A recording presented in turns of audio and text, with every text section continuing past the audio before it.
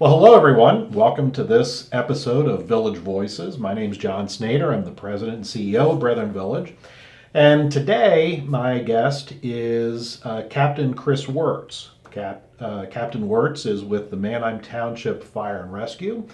And as part of our continuing opportunity to share with you who are some of the people in the larger neighborhood of Brethren Village, it seems to be a good time to sit down and chat with you, Chris. So thanks so much for taking the time today. I know that you are always on duty, even when you're not clocked in. You're always on duty, so we do appreciate your time and certainly your service. No, thank you so much. Happy to be here. So I've known Chris for a couple of years, as he's been a big part of the fire and rescue crew and stopped at Brethren Village on several occasions. But maybe you'd like to just share with us a little bit, who is Chris Wertz? I think we'd all kind of like to know. Yes, sir. So Chris Wertz, I'm the captain on the A shift for Manheim Township Fire Rescue. So I oversee a crew of 12 firefighters assigned to that particular shift.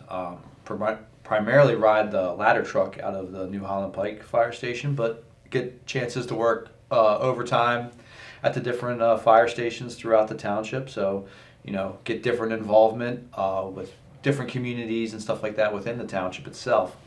So I've been here 8 years as a firefighter here in Manheim Township. Previous to that, I worked for the City of Annapolis Fire Department for 11 years as a firefighter paramedic, and I was on the special operations team down there, primarily focusing on like hazmat and then also as an advanced life support provider as a paramedic, like using that for technical rescue situations and such. So love working here. When the opportunity came up to become full-time here, I jumped at it under then Chief Rick Kane, and I haven't looked back since. It's a great community, and actually just bought a house yesterday. Lived up here for a couple months, but just bought a house yesterday. So I'm all in as far as I'm concerned. Congratulations. I appreciate that. Congratulations. So not only working in Manheim Township, but now a homeowner. Yes, sir. All right. Very good. Yep. Welcome to the neighborhood. Thank you. Maybe you could share a little bit.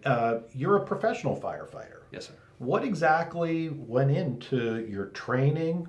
Maybe what was your interest in becoming a professional firefighter? Sure. So my father was a Baltimore City police officer for 22 years, and was also a volunteer firefighter, well before I was born. So I was always drawn to some type of, public, duty. And, basically my thought coming out of high school was I was going to test for fire departments and police departments, and wherever I ended up, first I would jump at the opportunity. So like with becoming a professional firefighter, generally the first thing that comes up is, once a posting goes out, there's an application period. You have to meet like some basic criteria as far as age, high school diploma, all that stuff, driver's license. And then you take a written exam, and based off of your written exam scores, whether or not you usually move to like an interview process, and then usually from the interview you move to what's like a physical agility test. We call it like the candidate physical agility testing. You do that, and then there's some background checks and all that stuff, and then usually you're ranked in an order, and then depending on how many spots need to be filled, and that just kind of we work off of that list. So I was fortunate, at 20 years old to get hired, and went through the fire academy, and I had a great career in Maryland.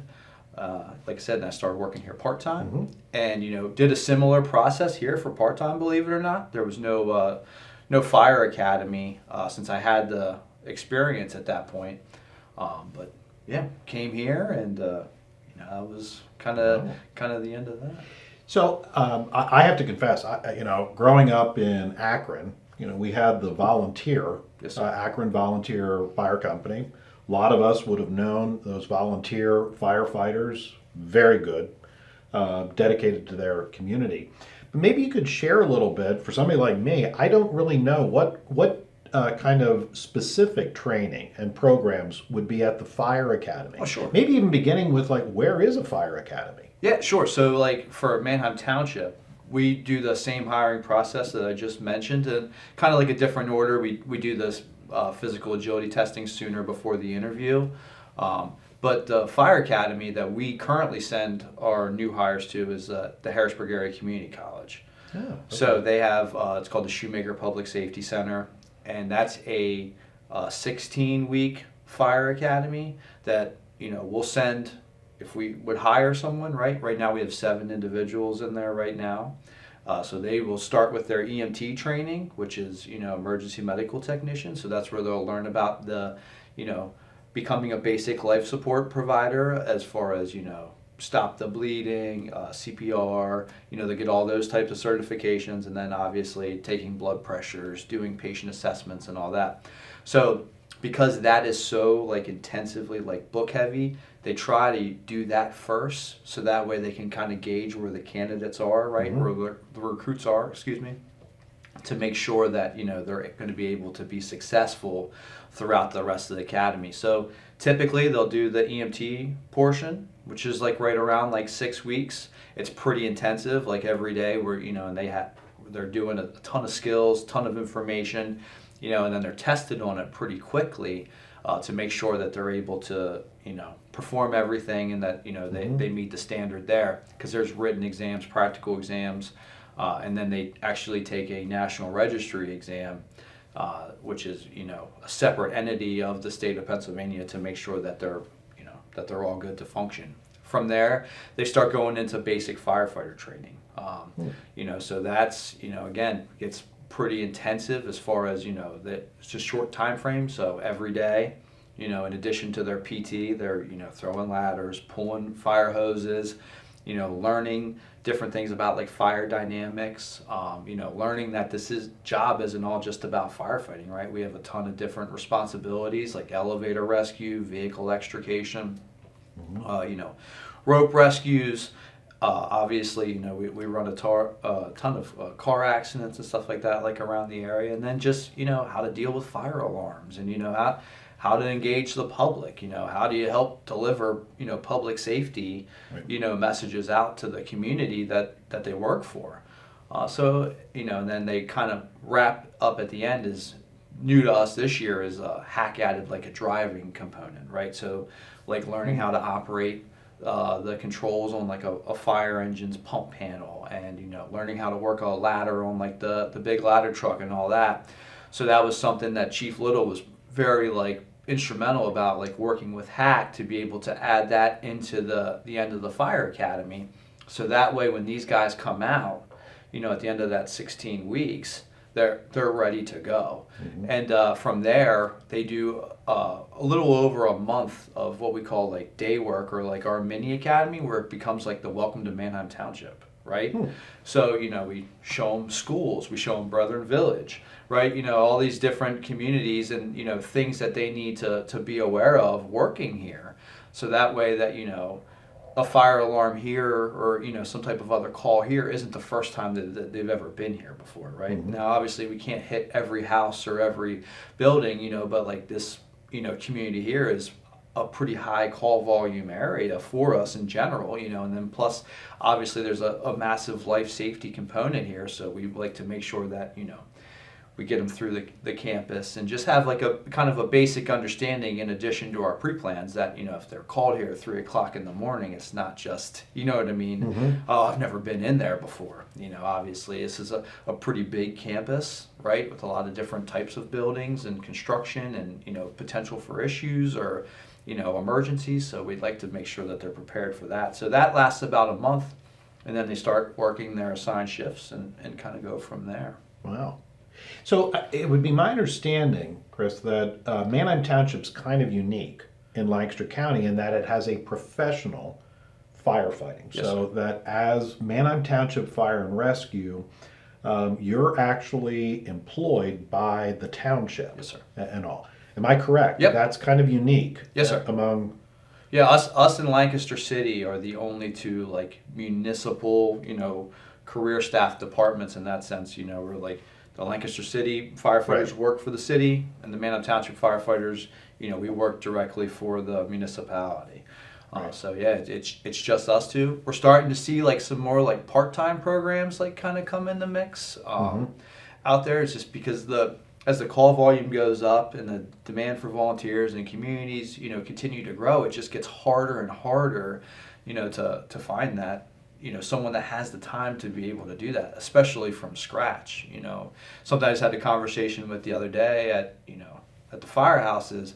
I can't remember the last time someone's like come to one of our fire stations to ask to volunteer, and really gone through the process. It's just because with the requirements of, that initial training, that initial training course is 160 hours, wow. Right? And that's just like the initial bare bones basics. And, now we need CPR and, hazmat and all this stuff on top of it. It kind of scares people away. You know what I mean? Because it's, if you have a family, you have other responsibilities outside, a lot of people working 2 jobs and all that, it's just doesn't simply become practical. And then, like for us in Manheim Township, because we have the career staff and like the traffic and all that, we want our volunteers to be in the station with us, so that way when we get a call, we're not waiting for anybody, and as we saw with like the plane crash and all that, where that response time is critical, the last thing that we need is someone stuck in traffic, right. Waiting to come to the station and all that to be able to get the fire truck out there. So, we're fortunate, in my opinion, very fortunate to have that career staffed model where there are firefighters at all 4 stations, and when the call comes in, we're able to go. Right. And that is to me a massive benefit to the community and us, because it keeps us safer as well, right? If we can get there quicker, mitigate the problem quicker, the less likelihood of something going wrong, right? That can impact us. We see that with like building fires and stuff like that, where we start talking about collapse issues and all that. Whereas if we're able to get there as quick as we can and control that fire when it's at a smaller state, rather than allowing that fire to grow, and this no disrespect to communities with volunteers, right. Like that's I admire them, greatly, but I feel like as Manheim Township has just, grown and, the population has increased and all that stuff, there's no other way to do it, in my opinion, that we have an absolutely, strong model that, is totally, founded out of like community service, right? And being able to handle those problems. Absolutely. Yeah, I shared on behalf of Brethren Village residents at the April Manheim Township Board of Commissioners exactly what you were sharing. This community saw firsthand the value of a professional firefighting crew. Less than 2 minutes from the time that the plane crashed, Manheim Township Fire and Rescue was here.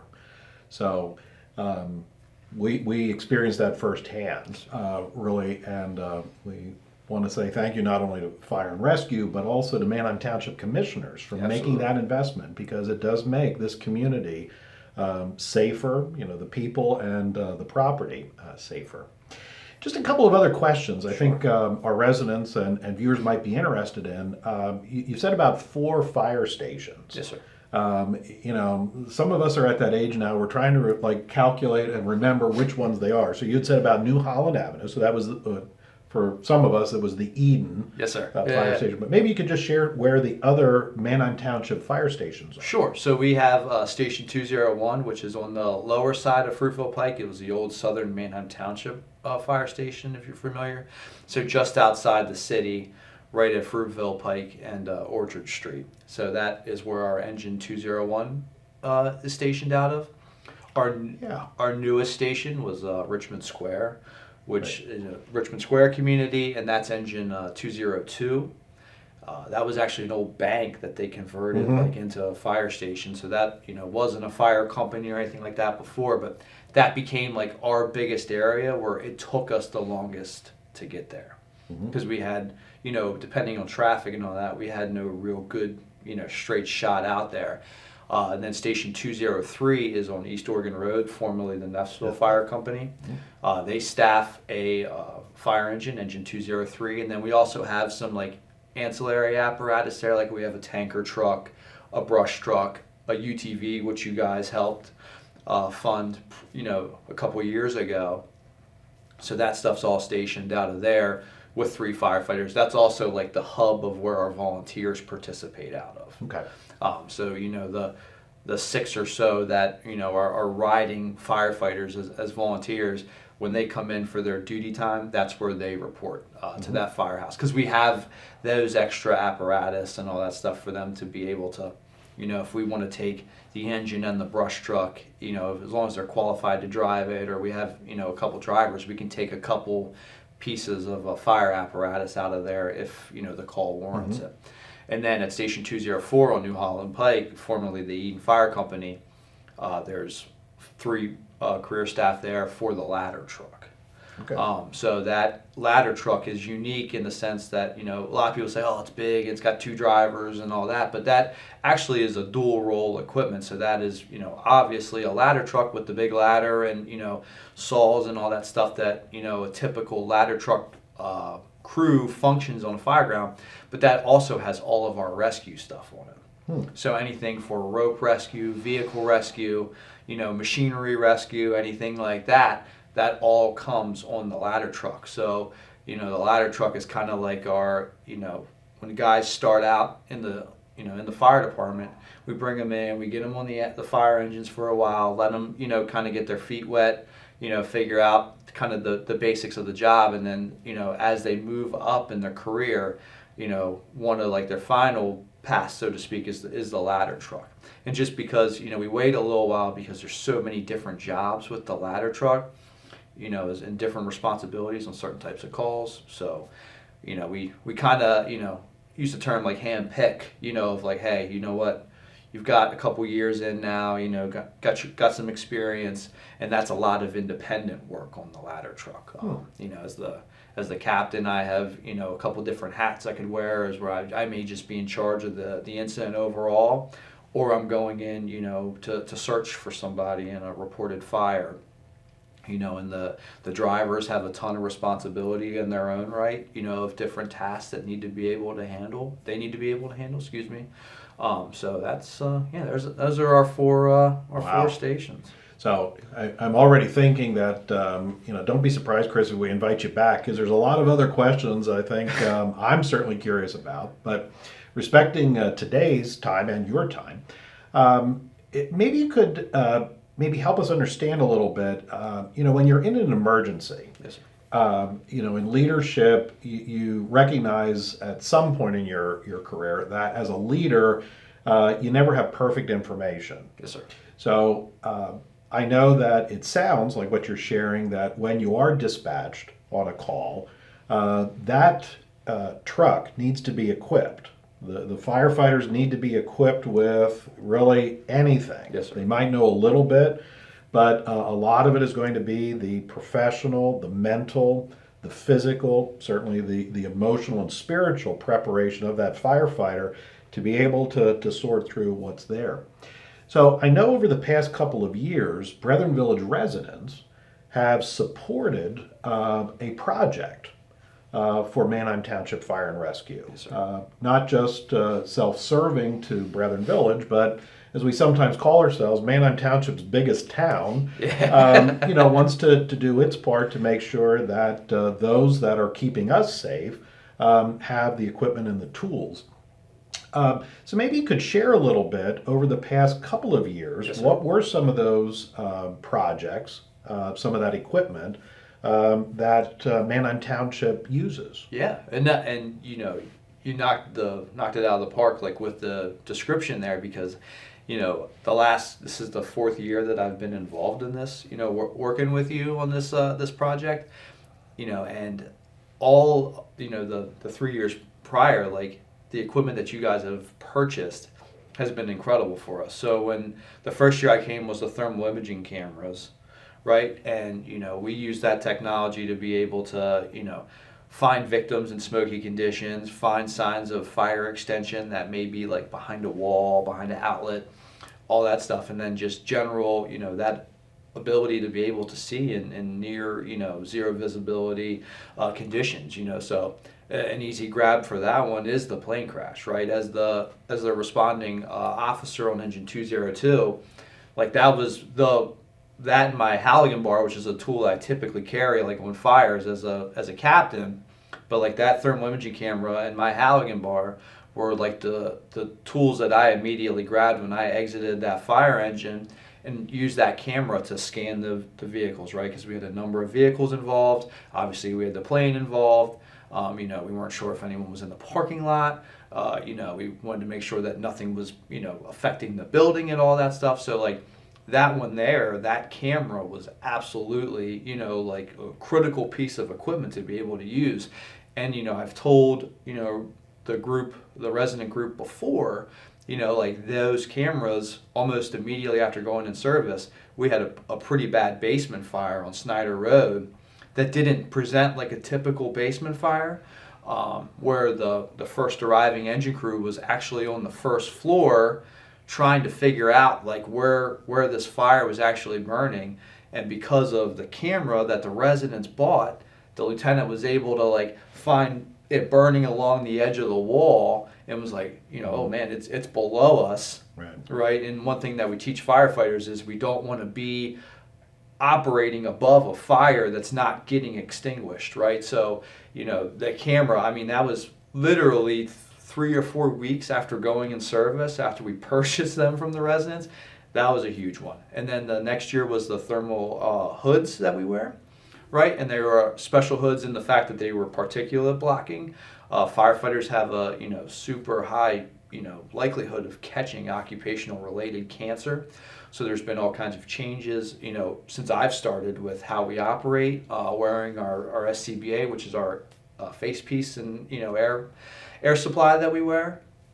And then also just the equipment that we wear to try to better protect us. So those hoods that the residents were gracious enough to be able to fund that project, that blocks, all the nasty, harmful stuff from smoke from getting directly onto our skin. So that has like some special features and all that basically like clings to it, almost like lint to a shirt, where that it basically keeps those particles on that hood instead of, getting into our pores and all that stuff. And that allows us that after a fire, we always wash all of our gear and, equipment and that stuff. So we're able to take those hoods and put them right in there, and in theory, it's, minimize the amount of exposure that we have directly to our bodies there. And like thyroid cancer, esophageal cancer, are all, pretty common cancers amongst, the firefighting profession. And then last year, a huge one that you guys, really stepped up for was the EMS equipment. So, as I stated, when, we hire new firefighters, they get their EMT training and all that. And then, the expectation of our staff is, for emergencies, medical emergencies that are reported as anything like potentially life-threatening, we send a fire engine. It's dispatched by the county 911 center, because oftentimes with being spread out throughout the township, we're able to get there before the ambulance. So you guys funded a massive project with that allowed us to buy new bags that we carry equipment in, and then a ton of new equipment that we've used. We have used everything that you guys have given us, that you guys funded, that were new additions to us, like the CPAP devices, where we're talking about, like a patient that may have had to end up getting, sedated and a tube down their throat, is because we were able to buy these CPAP devices and get it on the patient, as quick as we did. That person ended up having a one-day hospital discharge, whereas, they may have spent some time in the ICU on a ventilator and all that stuff, and like that example, we were waiting for a medic unit from Manheim Borough. So we had about 12 minutes on the scene without an EMS unit, so like that scenario right there was totally, it was great. And then you bought blood glucometers so we can check blood sugars. We've added aspirin to our equipment cache that we can give to patients who are experiencing like chest pain or signs of a heart attack. They're able to do. We've added our epinephrine kits for someone who's suffering from an allergic reaction.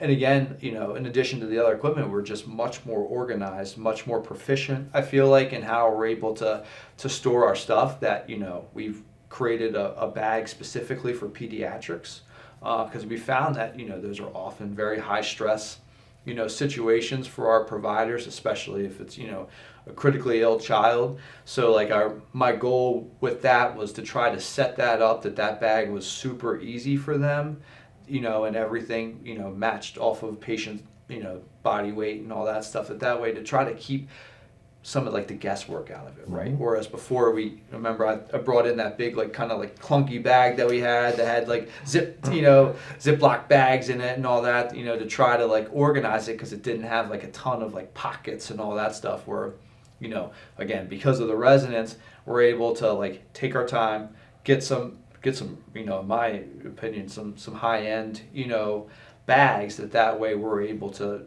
just give a better product, Mm-hmm. out to the residents, and then this year we're moving towards that with the high rise bags and the nozzles. Right. So for our residents, they'll be able to hear a lot more about this year's Yes, sir. proposed project, because they'll get to see you at the resident council meeting. You'll see Chris, maybe some associates, Yeah. some others there to share with you what the resident council executive committee is proposing for this year's project to help support and fund equipment for Manheim Township Fire and Rescue. Chris, this has been great. I think I can speak for residents that they appreciate very much learning a little bit more about you. I think they appreciate greatly knowing a little bit more about Manheim Township Fire and Rescue, and really the very, very fine, very professional team that you've created. I'll say, as the CEO of Brethren Village, again, I want to be very public about just how good you treat this community. I know that we'll see the Manheim Township Fire and Rescue trucks. I think you helped explain maybe why they're seeing them on campus.